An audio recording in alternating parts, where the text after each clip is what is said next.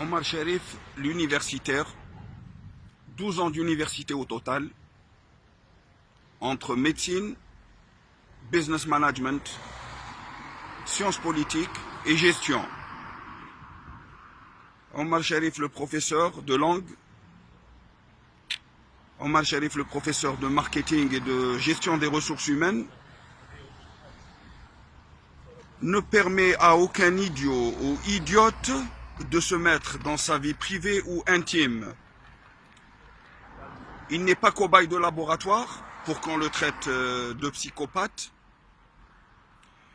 Il n'a pas de barbe pour qu'on le traite de terroriste, n'est-ce pas? Donc les autorités algériennes devraient faire très attention. J'étais candidat à la présidentielle en 1999, 2004 et 2009. Je suis fils d'ambassadeur ministre plénipotentiaire, ancien lieutenant de l'armée algérienne. J'ai défendu le territoire algérien contre l'invasion du colonel Kadhafi, le président libyen. J'ai été chargé d'une mission spéciale et c'était moi qui avait arrêté l'agression du territoire algérien. Donc après avoir sauvé l'Algérie, hein, je ne veux pas être prétentieux, n'est-ce pas? Mais je pense que c'est de la trahison, tout ça.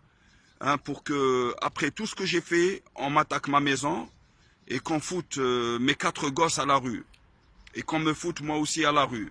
On attaque ma maison, on attaque mon école. J'étais directeur d'école d'informatique, directeur de centre commercial. Alors on m'a pris tout ça et avec le temps, ces gens-là, ces imbéciles, ils se sont dressés une stratégie machiavélique, se disant que avec le temps, Omar Sharif va perdre la boussole, va perdre l'équilibre, il deviendra fou, d'accord? Voilà. Hein, communication non verbale, ce geste-là, il est universel, tout le monde le comprend.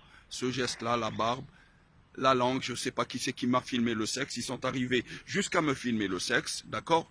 Et moi je sens, j'ai un 6e sens incroyable, d'accord, qui a été aiguisé par 40 ans de pratique de karaté. Je suis un élève de Sensei Mana Hamid, le champion d'Algérie en karaté et en kickboxing.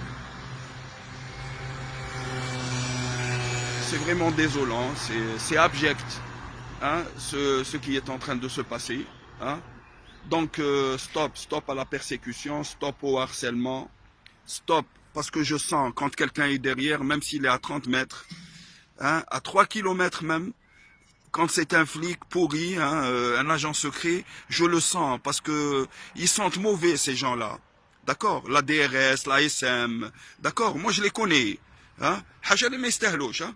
D'accord? Mis à part ceux qui ne le méritent pas. Il y a des gens bien, il y a des gens, des gentlemen au niveau de l'armée algérienne que je respecte énormément, qui ont été mes amis, mais les nouveaux arrivistes là, hein, ils ont une merguez ici, hein, une merguez, un caporal avec un petit trait rouge ici, il se prend pour le bon Dieu.